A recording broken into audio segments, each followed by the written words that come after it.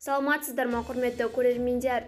Егер хабарды толық білгіңіз келсе, бейне астындағы лайк және подписация таңбаларын басып, біздің арнамызға жазылуды ұмытпаңыз. Лайк басқан қолдарыңыз Кабатулланың қабырғаларын ұстасын.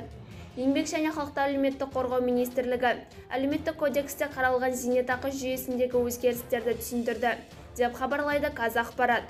Қара әлеуметтік кодексінде зейнетақы жүйесінің тиімділігін арттыруға және зейнетақы төлемдерінің мөлшерін ұлғайтуға бағытталған бірқатар шаралар көзделген. Бүгінгі күні Қазақстанда көп деңгейлі зейнетақы жүйесі қалыптасып жұмыс істейді. Оған базалық және ынтымақты зейнетақы, сондай-ақ бірыңғай жинақтаушы зейнетақы қорынан зейнетақы төлемі кіреді. Соңғысы өздеріңіз білетіндей, азаматтардың зейнетақы жинағы есебінен қалыптасады. Сонымен бірге, ынтымақты зейнетақы жүйесі біртіндеп қысқарып жатыр.